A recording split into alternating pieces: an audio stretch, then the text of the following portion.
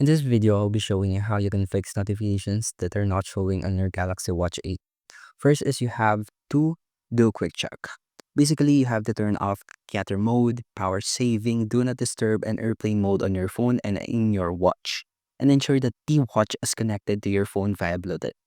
Now, we have to modify the application too, or the wearable application.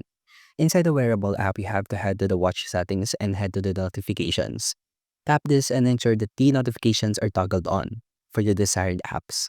Check if there are individual apps that are set to block notifications. Aside from that, you need to turn on the always show on both devices and disable sync DND with phone.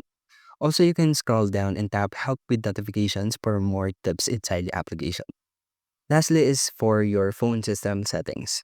Head to your settings app and then head to the apps section and find the messages for notifications. Ensure that the notifications are enabled inside the app, including lock screen alerts and sounds or vibrations. That's how you can fix notifications that are not showing on your Galaxy Watch 8, and thank you for listening.